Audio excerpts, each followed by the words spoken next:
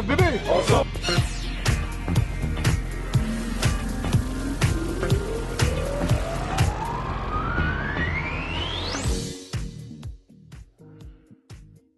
Bonjour à tous et bienvenue dans votre nouvelle édition de Nisport, cette fois-ci consacrée aux champions de demain.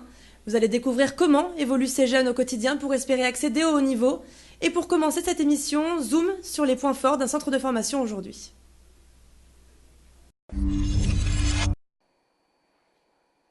Un drôle d'appareillage pour Alice, elle va être refroidie, voici la cryothérapie.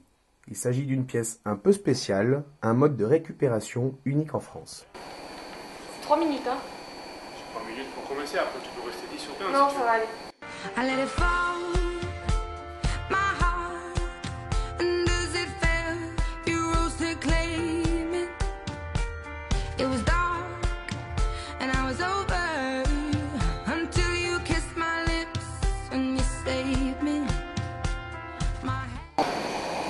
Trois, 2. Maintenant, si tu veux sortir, tu veux rester là. C'est dans une salle à moins 110 degrés qu'on a pu l'apercevoir pour se soigner. Alice nous raconte les sensations de cette technique hors du commun. On a vite les yeux qui pleurent, mais donc du coup ça gèle. Il fait trop fort, il faut vraiment pas penser à ça. Heureusement que le kiné me parle, comme ça nous permet de garder un contact. Après il me donne le temps, 30 secondes ça passe quand même assez vite.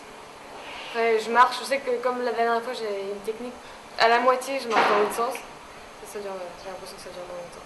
La température de son corps est descendue à 13 degrés, lui permettant alors de récupérer pendant au moins 20 minutes.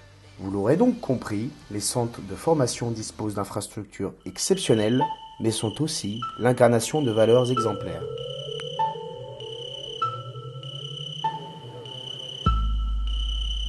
À Clairefontaine, les jeunes footballeurs de 12 à 14 ans se forgent des qualités nécessaires pour s'épanouir. Nous avons suivi Marcus et Sébastien, encadrés par le directeur technique du centre, Gérard Prêcheur.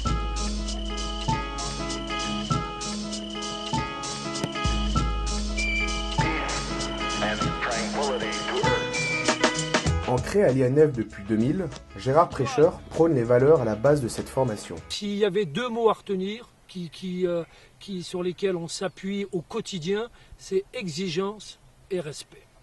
Je m'adresse d'abord à l'individu, l'être humain.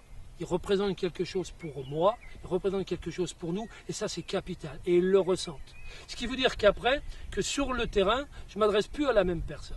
Je m'adresse cette fois-ci aux sportifs, avec une exigence extrême. Ok ? T'es joueur ou t'es arbitre ? Donc t'arbitres pas, tu la fermes. Comme on dit souvent, le bon coach, ce n'est pas celui qui donne les solutions, c'est celui qui pose les bons problèmes.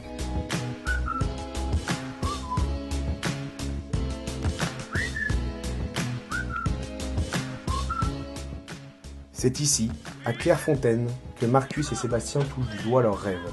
L'Institut leur a permis d'apprendre les valeurs essentielles pour allier un corps d'adulte à un esprit d'adolescent. Tout ce que vous faites, où il n'y a pas une attention, même pas optimale, maximale, ça sert à rien à l'entraînement.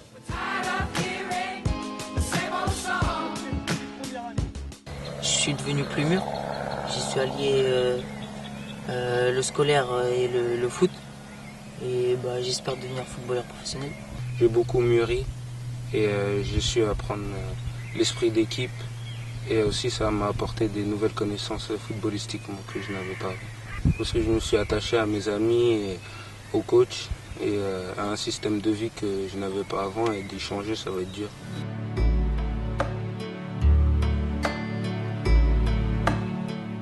Marcus et Sébastien, de pépites du football français, espèrent donc imiter leur idole, décrocher un jour une étoile sur leur maillot.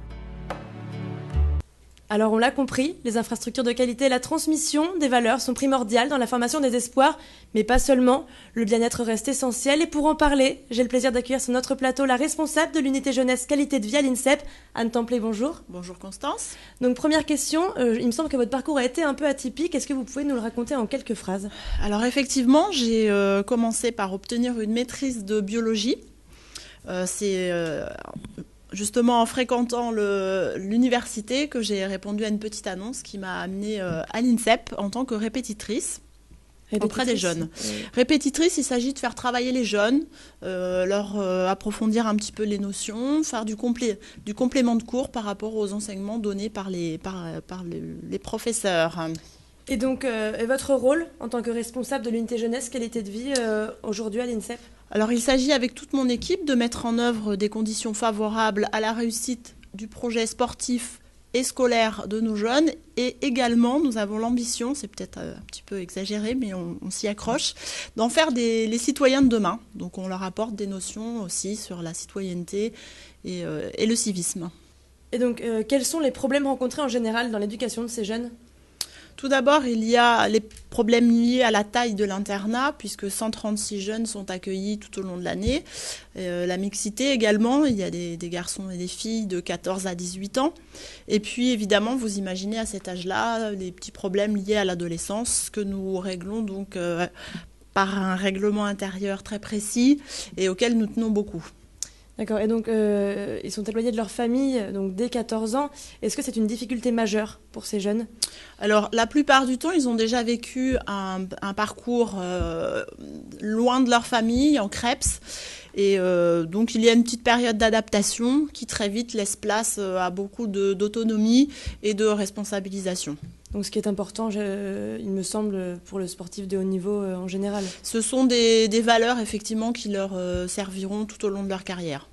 Et pour finir, est-ce que vous pensez que la qualité de vie et le bien-être de ces jeunes influent sur leur performance sportive ?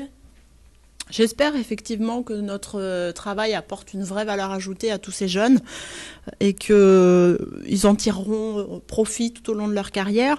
Et puis, moi j'aimerais dire que la meilleure récompense pour nous, c'est lorsqu'on les voit sur la plus haute marche des podiums. Évidemment, c'est ce qu'on leur souhaite. Merci en tout cas Anne Templet d'être venue sur notre plateau. Merci à vous Constance. Ces jeunes espoirs ont donc tous pour but de devenir professionnels, focus sur 2 futures étoiles du sport français qui flirtent déjà avec le haut niveau, le tennisman Albano Olivetti et le spécialiste du triple saut Harold de Correa. Nous sommes au stade Joseph Maigret à l'INSEP, à Vincennes, la plus grande salle omnisport au monde. C'est ici qu'Harold de Correa, 23 ans, vice-champion de France en salle du triple saut, s'entraîne. On m'a en quelque sorte poussé dans l'athlétisme et d'un coup c'est devenu ma passion en quelque sorte.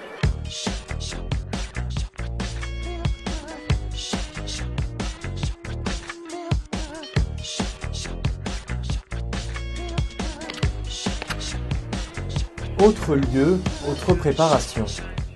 C'est ici, au CNE de Roland-Garros, qu'Albano Olivetti s'entraîne, malgré sa récente victoire.